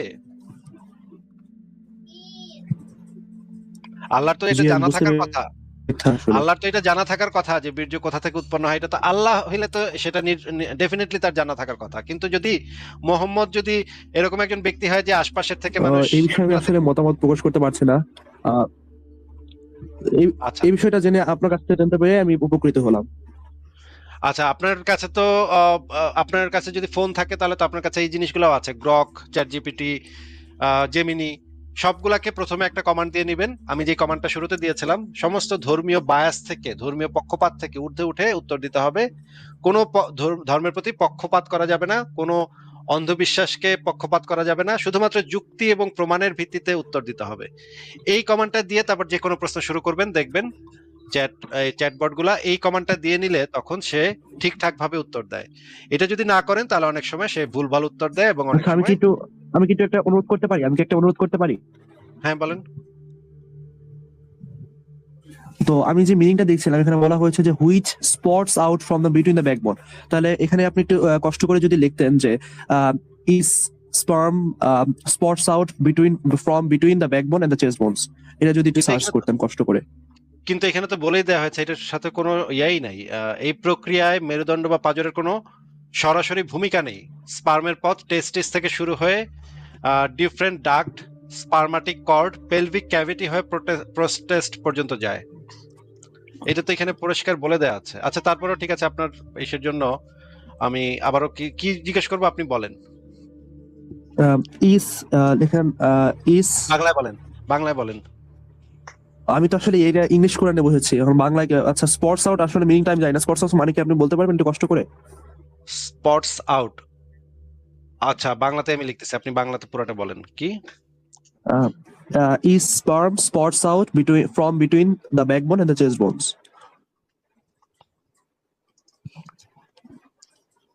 স্পটস আউট, এটার উচ্চারণটা আমি বুঝতে পারছি না, আমি দাঁড়ান আপনি দেখে নিচ্ছি।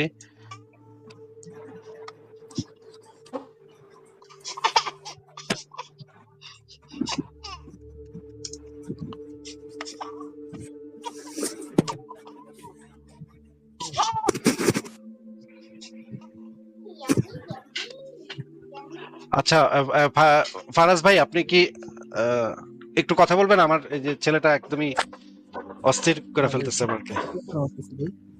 হ্যাঁ, আমাকে কি শোনা যাচ্ছে? হ্যাঁ শোনা যাচ্ছে। ফারাজ ভাই আপনি কি ফ্রি আছেন? হ্যাঁ হ্যাঁ ভাই, ফ্রি আছি। আমার একটু সমস্যা হয়েছে, বাট মোটামুটি ফ্রি আছি ভাই। আচ্ছা, কি সমস্যা হয়েছে আবার? সমস্যা হয়েছে মানে কি, মানে নেটওয়ার্কের ঝামেলা হয়েছে আর কি একটু, হয়তো আমার কথাটা ঠিক মতো শোনা যাচ্ছে না। সমস্যা নেই, একটু ওগুলা ডিল করা যাচ্ছে ভাই। আচ্ছা, তাহলে আপনি একটু কি ওনাকে একটু বের করে দেখাবেন, এটা গ্রককে একটু জিজ্ঞেস করবেন যে এই জিনিসটা কি বলে।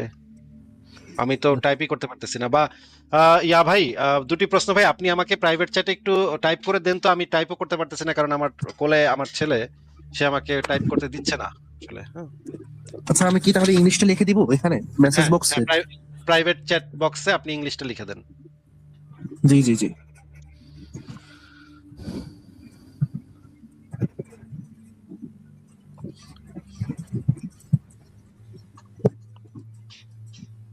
কি হচ্ছে বাবা, কি হচ্ছে?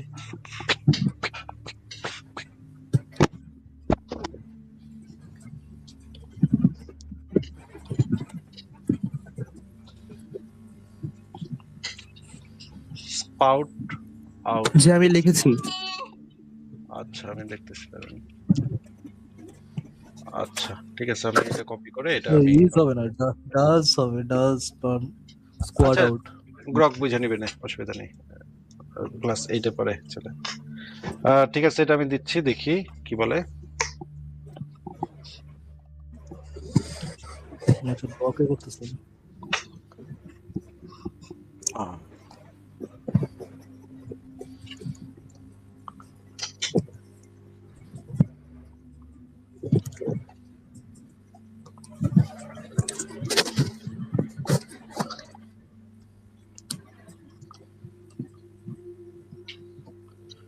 আচ্ছা, কি লেখা আছে একটু পড়ে শোনান ভাই।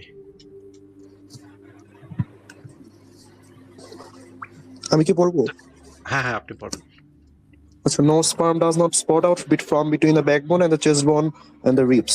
Modern anatomy and psychology confirm that sperm cells are produced. Physiology. Physiology. Yes, I'm দেখতে পাচ্ছি না। But physiology confirm that sperm cells are produced in the seminiferous tubulus within the testicles and which are located in the scrotum outside the abdominal cavity. আচ্ছা ঠিক আছে, নই লেখা আছে, আমি বুঝতে পারলাম, ধন্যবাদ। তাহলে আমরা কি বুঝতে পারলাম, কোরআনের যে বক্তব্য সেটা প্রাচীনকালের যে গ্রিক ফিলোসফারদের বক্তব্য আসলে একটু এডিট করে কোরআনে মেরে দেওয়া হয়েছে। আচ্ছা, আমরা এখন একজন ঢাকা মেডিকেল কলেজের একজন ডাক্তারকে আমরা একটু যুক্ত করি, দেখি উনি এই বিষয়ে কি বলেন না কি বলেন। আমি আমার বন্ধু মানুষ, আমাদের বন্ধু মানুষ, আমরা একটু শ্যাডো অফ ডক্টর ভাইকে যুক্ত করলাম। শ্যাডো অফ ডক্টর ভাই, আপনি আগে একটু আমাদেরকে আপনার পরিচয়টা একটু দেন, কারণ আমি শ্যাডো অফ ডক্টর ভাইকে চিনি। উনি আমি যখন ঢাকা মেডিকেলে আহত অবস্থায় সার্জারিতে ছিলাম, উনি সেই সার্জারিতে একজন সার্জন হিসেবে সেখানে উপস্থিত ছিলেন এবং আমার চিকিৎসা করেছেন। ওনাকে আমি ব্যক্তিগতভাবেও চিনি। শ্যাডো অফ ডক্টর ভাই, আপনি একটু আপনার পরিচয়টা আগে একটু দেন। নাম বলতে হবে না, জাস্ট আপনি কি করেন বা কোথায় কি করেন। আমি একজন ডাক্তার, যে সার্জন হিসেবে আছি এবং সশস্ত্র বাহিনীতে আছি। ওইটুকু বলি এখন আপাতত সশস্ত্র বাহিনীতে আছেন, সশস্ত্র বাহিনীতে সার্জন হিসেবে আছেন। হ্যাঁ, এবারে আপনি একটু বলেন তো যে আমাদের যে কোশ্চেনটা, সেই কোশ্চেনটার একটু উত্তরটা দেন। হ্যাঁ আসিফ ভাই, ওইটা বলার জন্য আমি আসছি। আসলে ওই মানে ওরা সবার ধারণা আপনার স্পাইনাল কর্ড থেকে, ব্যাকবোনটারে স্পাইনাল কর্ড বলা হয়, সার্ভাইকাল স্পান থেকে এটা স্যাক্রাম পর্যন্ত যে পুরাটারে স্পাইনাল কর্ড বলা হয়। এটা 3টা লেয়ার দেয়া থাকে, ডুরা ম্যাটার, পায়া ম্যাটার, অ্যারাকোনা ম্যাটার। আর এটার মধ্যে একটা ফ্লুইড থাকে যেটা স্পাইনাল ফ্লুইড বলা হয়, ওইটারই ওরা বীর্য হিসাবে মনে করে। কিন্তু বীর্যটা তৈরি হয় আমাদের অ্যাবডোমেনে, লয়ার অ্যাবডোমেন, মানে আপনার মূত্রথলির উপরে নিচেই, জাস্ট নিচেই সেমিনিফেরাস টিউবুলস থাকে। এই টিউবুল, আমি পাথওয়েটা একটু বলে দেই, বাংলায় বললে সবাই বুঝতে পারবে, আপনার দর্শকরা বুঝতে পারবে, উনিও বুঝতে পারবেন। সেমিনিফেরাস টিউবুলস থেকে ইপিডিডাইমিস আছে, ইপিডিডাইমিস থেকে চলে আসে হইলো আপনার এই আমি কি একটা ডায়াগ্রাম, আমি কি একটা ছবি বের করব যেখান দিয়ে আরো পরিষ্কার বোঝা যায়? আপনি কি তাহলে ছবিটা দেখা।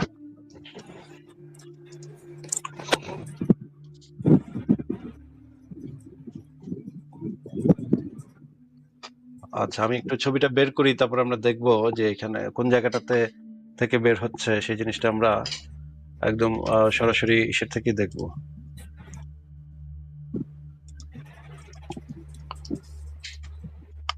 হ্যাঁ, আমরা একটু দেখি, এটা একটু শেয়ার দিচ্ছি আমি।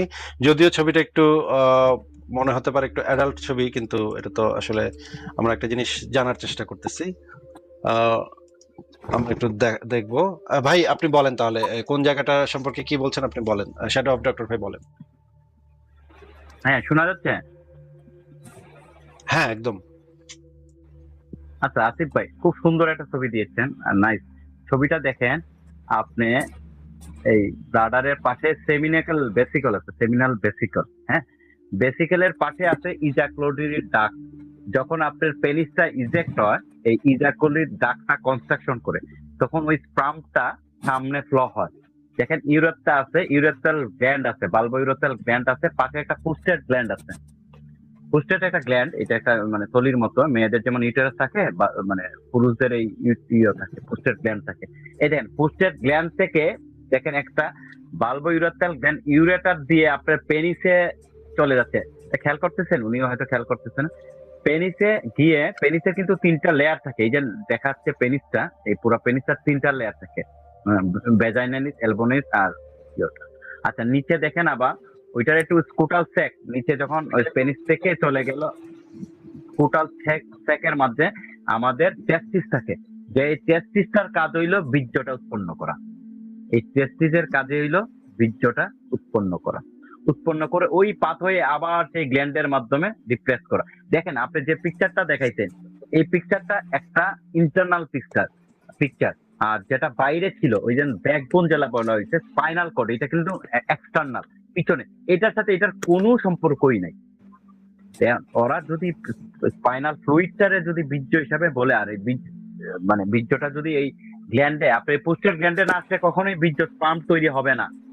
এখন স্পাইনাল কর্ড থেকে আমাদের শুধুমাত্র নার্ভ গুলো আছে, কোনোদিন কোনো ভেসেল আছে না, কোনো কিছু আছে না যেটার সাথে এটা সংযোগ হওয়ার কোনো স্কোপেই নাই। স্ট্রাকচারালি, অ্যানাটমিক্যালি কোনো স্কোপ নাই, মানে কোনো মতেই পোস্টের গ্ল্যান্ডের সাথে স্পাইনাল কর্ডের সংযোগ হওয়ার কোনো নার্ভ নাই, ভেসেল নাই, আটারি নাই, বেইন নাই। তাহলে ব্যাকবোন থেকে কিভাবে এই আপনার এই সেমিনিফেরাস টিউবুলে পাম্পটা আসে? আসিফ ভাই। আচ্ছা, দুটি প্রশ্ন ভাই, আপনি কি মোটামুটি ক্লিয়ার হয়েছে নাকি আপনার আরো কোনো কনফিউশন আছে?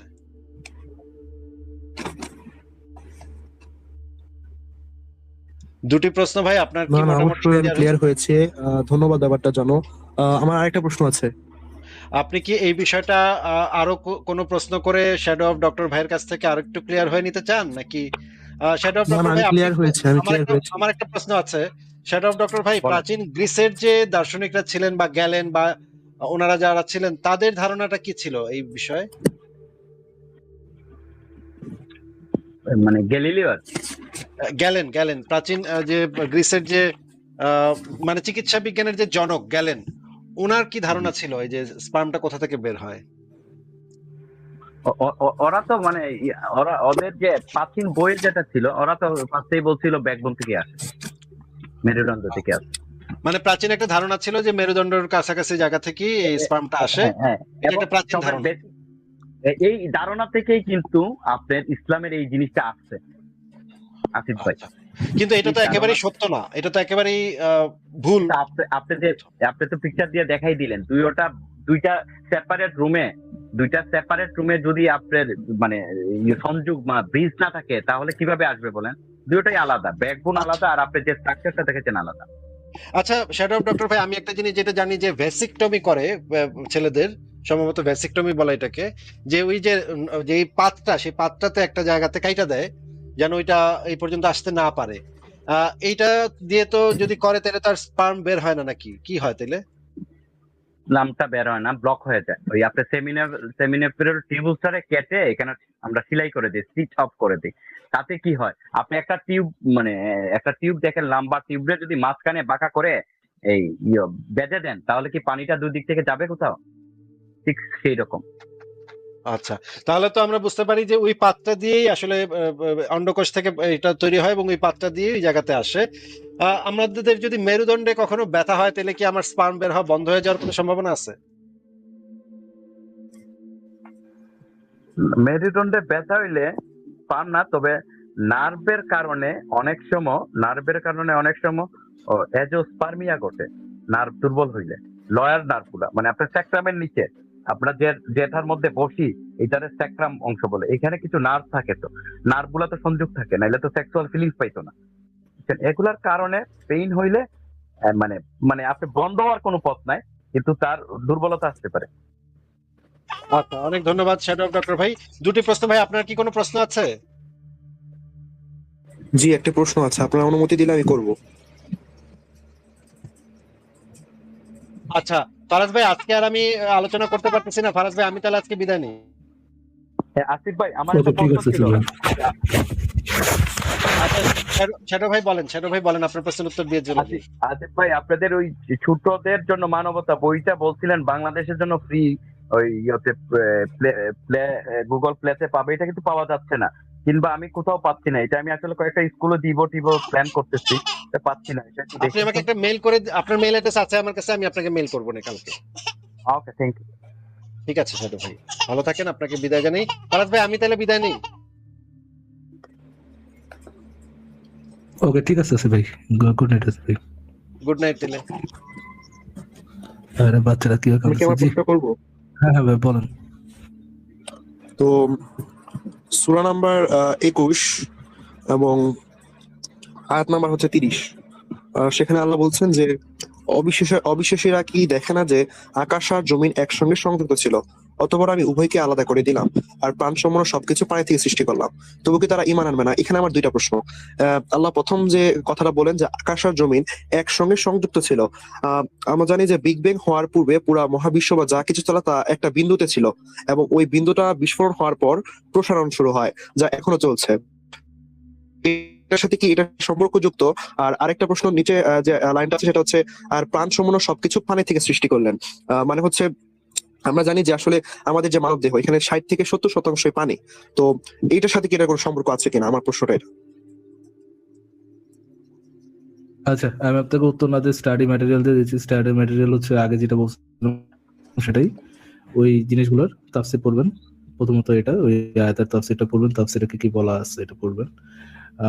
দ্বিতীয় যে জিনিসটা হচ্ছে আপনি সার্চ করবেন হচ্ছে প্রাচীন ক্রিয়েশন মিথ, যে ক্রিয়েশন আপনি করবেন, চ্যাটজিপিটি করবেন প্রাচীন ক্রিয়েশন মিথ, যে মিথগুলোতে আকাশ আর জমিনকে আলাদা করা হয়েছে। তো এরকম অনেকগুলো প্রাচীন ক্রিয়েশন মিথ পাবেন। তো এইটা কি কোরআনের ইউনিক কোনো ক্লেম কিনা সেই জিনিসটাও পাবেন। অ্যান্ড এভরিথিং, প্রাণের সূচনা পানি থেকে এসেছে, এইটা কি ইসলামী প্রথম ধারণা দিয়েছে কিনা, নাকি এরকম মিথ আগে থেকে প্রচলিত ছিল, এটাও আপনি চ্যাটজিপিটি করে জানতে পারবেন। ঠিক আছে ভাই, গুড এনাফ। ওকে, আমি কি পরের প্রশ্ন যাবো? আপনার কি সেম মানে একই সায়েন্টিফিক মানে সায়েন্টিফিক রিলেটেড আয়াত না, সায়েন্টিফিক এই ধরনের আর প্রশ্ন না, আমি আয়াতের কোনো প্রশ্ন করছি না, আয়াতের কোনো প্রশ্ন। লাস্ট একটা কোশ্চেন করতে পারেন। লাস্ট প্রশ্ন হচ্ছে যে কোরআনে সুদকে অনেকবার হারাম করা হয়েছে, তো এটা কারণটা আসলে কি? কোরআনে সুদকে কেন হারাম করা হয়েছে এটা কোরআনে বলা নাই, বাট আপনি একটা এস্টিমেটেড গেস দিতে পারেন যে মুহাম্মদের সুদ সম্পর্কে একটা পার্সোনাল বাজে ধারণা ছিল, এটার জন্য হয়তো বা সে সুদকে হারাম করাইছে। তো ইসলামে এটা আপনি কিভাবে জানলেন? আপনি কিভাবে জানলেন? কোরআনে যে কোনো কিছুই হারাম করা হয়েছে বা হালাল করা হয়েছে, এটা সপক্ষে কেন হালাল বা হারাম করা হয়েছে এই জিনিসগুলোর কোনো ব্যাখ্যা দেওয়া নাই। মূল ক্ষেত্রে ব্যাখ্যা দেওয়া থাকে না, এক্সেপশন দুই একটা ক্ষেত্র ছাড়া।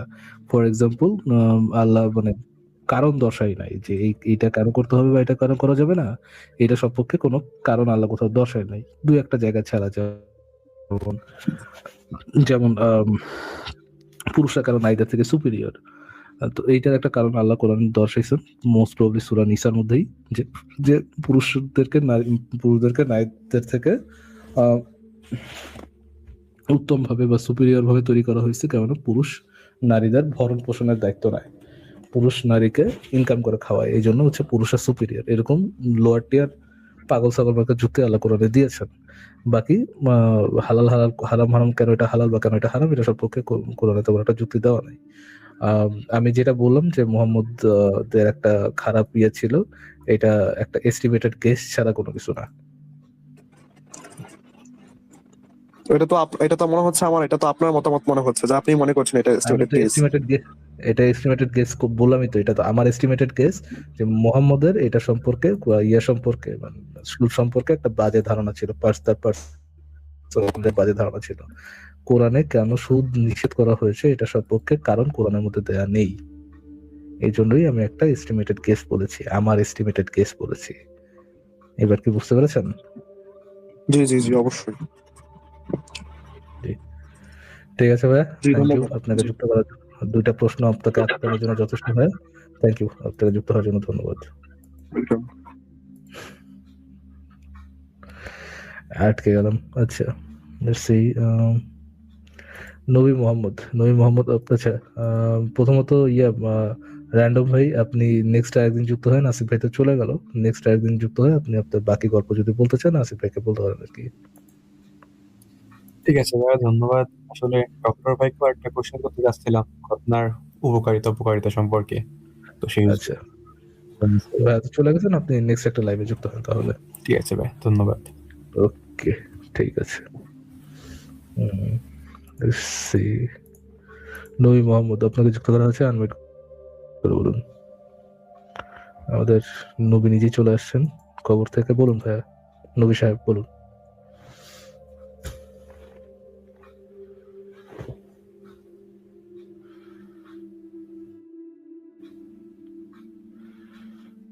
বলুন ভাই, আপনাকে শোনা যাচ্ছে, বলুন।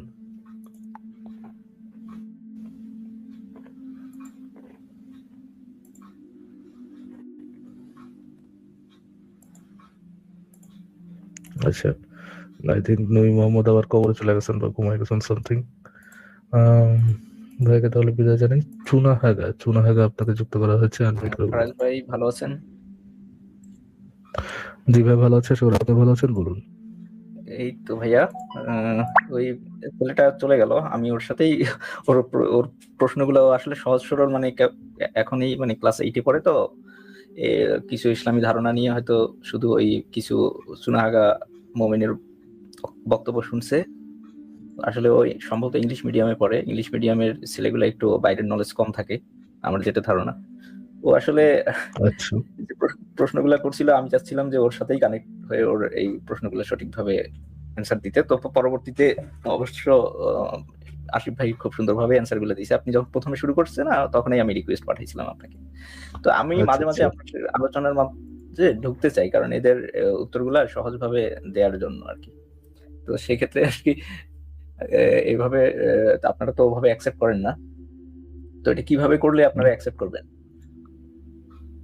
যে এইরকম যখন কিছু আপনি নিজেই লাইভ করতে পারেন। আসলে আমি এই সময়টা নাই ভাইয়া, আমাদের তো কাজের লোক। আমি মাঝে মাঝে আপনাদের লাইফে ঢুকি, তাতেও মনে হয় যে সময় নষ্ট করতেছি, কারণ এইসব জিনিসের মধ্যে আসলে অযথা সময় নষ্ট করা আমার কাছে মনে হয় যে যারা বোঝে না তারা ওভাবেই থাকে। আপনি অন্যান্য লাইভ গুলো তো যুক্ত হতে পারেন, ফর এক্সাম্পল আমাদের তো ইসেও যুক্ত হয়, এই ছেলেটা কিন্তু, যে ছেলেটা ভাই আসছে, এই ছেলেটা কিন্তু আসলে সে একদম মনে করেন যে এখনো তো শিশুই বলা চলে। সে কিন্তু সঠিক, তার মনে কিন্তু প্রশ্ন আসছে বিধায় সে জানতে আসছে। তো আমি প্রথমে ভয় পাইছিলাম যে ছেলেটাকে বের করে দেন কিনা তার প্রশ্নগুলো, পরবর্তীতে আসিফ ভাই এসে সুন্দরভাবে বুঝাইলো যে বিষয়গুলো। আসলে এদের ধারণা কি, মানে এই যে চুনাহাগা মুমিনরা এদেরকে বুঝাইছে যে নবী মুহাম্মদ এসেই পৃথিবীকে আধুনিক করছে, তার আগে পৃথিবী মানুষের কোনো ধারণা ছিল না, এটা ছিল না ওটা ছিল না, এই জন্য এরা ইয়ে করে। অথচ এই যে হিপোক্রেটাস, তারপরে উইলিয়াম হার্ভে গ্যালেন, এরা চিকিৎসা বিজ্ঞানে নবীর জন্মের আগে থেকেই এরা কাজ করে আসতেছে। তো তখনকার মানুষের ধারণা ছিল, তখনকার পরীক্ষা মানুষকে কেটে তো চেক করা যেত না। তখন কিন্তু মানুষ কি হইতো, যারা মৃত্যুদণ্ড প্রাপ্ত, যাদেরকে ওই যে ফাঁসিতে ঝুলানো হইতো বা যুদ্ধ আহত, এদের ক্ষত স্থান দেখে অনেক কিছু ধারণা করতো। তো এই যে উইলিয়াম গ্যালেন, তারপরে হিপোক্রেটাস, এরা কিন্তু মানুষকে কেটে ওভাবে পরীক্ষা করার ধারণা পায়নি। যার কারণে এরা যখন ওই যে দেখছে আহত সৈনিকের মেরুদণ্ড কাটা গেছে, তারপর এখান থেকে ফ্লু বের হচ্ছে যেটা বীর্যের মতো দেখতে, মনে করছে এখান থেকেই মনে হয় বীর্য তৈরি হয়। তো এই ধারণা থেকেই কিন্তু এই যে হযরত মুহাম্মদ, আচ্ছা, মানে বোন ম্যারোর যে আপনার ইয়েটা, হ্যাঁ, আচ্ছা এটা তো এটা তো তখন তো আসলে এই মুমিনগুলো আসলে জানেই না যে সক্রেটিসের জন্ম নবীর অনেক আগে, সে আধুনিক মানুষ ছিল। হিপোক্রেটাস চিকিৎসা বিজ্ঞান, নবীর জন্মের অনেক আগ থেকে চিকিৎসা বিজ্ঞানের অনেক বিষয় চলে আসছে, এগুলো আসলে জানে না। এরা মনে করে যে নবী মুহাম্মদই পৃথিবীতে সব আধুনিক বিষয়গুলো নিয়ে আসছে, তার আগে পৃথিবী অন্ধকার ছিল। ওই যে একটা বলে না যে ইয়া কি জানি, আইএম জাহিলিয়া নাকি এইরকম ইয়ে ছিল, তার আগে অন্ধকার পৃথিবী ছিল। হ্যাঁ, এই 1400 বছর আগে দেখবেন যেটা কথায় কথায় বলে 1400 বছর আগে কেন জানলো, 1400 বছর আগে কেন জানলো। এরা জানেই না যে পৃথিবীতে 1400 বছরের আগেও আরো অনেক নলেজ আসছে যেটা নবীর থেকেও আধুনিক। এই যে এরা বিজ্ঞানময় বলে নবী, অথচ তাদের বিবির জন্য একটা টয়লেট পর্যন্ত বানাইতে পারে নাই। অথচ ভারত উপমহাদেশে কিন্তু তখন আধুনিক টয়লেট ব্যবহার হতো। অথচ এই যে বিজ্ঞানময় গ্রন্থ বলা হয় কোরআনকে, আমি এই এই এই কথাটাই মহেঞ্জোদারোর কথা বলতেছেন। মহেঞ্জোদারোর ইয়েগুলো যদি সত্য হয় তাহলে আর বহু হ্যাঁ, আগে থেকে ভারত উপমহাদেশের নবী, এই কোরআনে যে কথাগুলো আসছে সেটা ওই সময়ের জন্যও কিন্তু সেটা খুব মানে ইয়া কথা, মানে ভ্রান্ত কথা। ওই সময়ে কিন্তু এর চেয়ে আরো আধুনিক নলেজ মানুষের কাছে ছিল অন্যান্য জিও লোকেশনে, বুঝতে পারছেন? কিন্তু এই মুমিনরা এরা মনে করে যে 1400 বছর আগে পৃথিবী অন্ধকার ছিল, বুঝতে পারছেন? যার কারণে এই শিশু, এই ছোট ছোট ছেলে মেয়েদেরকে এরাও এগুলা শুনে এদের কোনো ধারণাই নাই যে পৃথিবী আসলে আগেও উন্নত ছিল। তো যার কারণে হয় কি, এরা এই যে সহজ সরল কিছু প্রশ্ন করে। এই ছেলেটার কিন্তু একদম সহজ সরল কিছু প্রশ্ন করছিল, একে যদি সঠিকভাবে আরো কিছু এর অ্যান্সার দেওয়া যেত, আরো প্রশ্নগুলোর সঠিকভাবে অ্যান্সার দেওয়া যেত, ও কিন্তু এই ভ্রান্ত ধারণাগুলো আর বুঝতো না, তখন ও আরো এই দিকেই চলে আসতো, আমাদের দিকেই আসতো। তো এটাই আর কি ভাইয়া। তো ঠিক আছে, আচ্ছা, এনিহাউ যদি কেউ ইয়ে, যদি কেউ এখনো সায়েন্টিফিক মিরাকল নিয়ে আর কি কথা বলেন বা হ্যাঁ, ও জানতে চান যদি বা কোনো যদি প্রশ্ন কানেক্ট থাকে, হতে চায় আবার, ওই যে দুইটা প্রশ্ন, ওই ভাইটা যদি আবার কানেক্ট হইতে যায়, তার যদি কোনো প্রশ্ন থাকে সে প্রশ্ন করতে পারে। আচ্ছা, আমি যেটা বলছিলাম সেটা হচ্ছে, কারো যদি এটা নিয়ে কোশ্চেন থাকে, সায়েন্টিফিক মিরাকল কোরআনে অ্যাকচুয়ালি কোনো সায়েন্স বলা আছে সেই প্রচলিত যেগুলো কথা ছড়ানো হয় আর কি, এটা যদি এইরকম কোনো বিষয় আসলে যদি আপনারা কেউ কনভিন্সড হয়ে থাকেন, তাহলে আপনারা যেটা পড়তে পারেন সেটা হচ্ছে আপনি সহস্য.com থেকে কোরআন ও ইসলাম শিক্ষার দ্বন্দ্ব, সরি ইসলাম ও বিজ্ঞান শিক্ষার দ্বন্দ্ব, এই আর্টিকেলটা পড়তে পারেন। অনেকগুলা ক্লেমের রেসপন্স সেখানে দিয়ে দেওয়া হয়েছে, এই আর্টিকেলটা আপনার পড়ে দেখতে পারেন। জি, চুনাহাগা ভাই, আপনি কি আর কিছু বলবেন? না ভাইয়া, আসলে ইয়ার মধ্যে সংশয়.com-এ কি এ নিয়ে কোনো ইয়ে আছে, এই যে ভ্রান্ত প্রশ্নগুলোর অ্যান্সার নিয়ে? জি, আমি আসলে ইসলাম ও বিজ্ঞান শিক্ষার দ্বন্দ্ব, এই আর্টিকেলটাতে অনেকগুলা যে বৈজ্ঞানিক সায়েন্টিফিক মিরাকলের কথা বলা হয় সেইগুলোর অ্যান্সার এখানে দেওয়া আছে। আচ্ছা আচ্ছা, ওকে ভাইয়া, ধন্যবাদ, ভালো থাকবেন। জি, ওকে।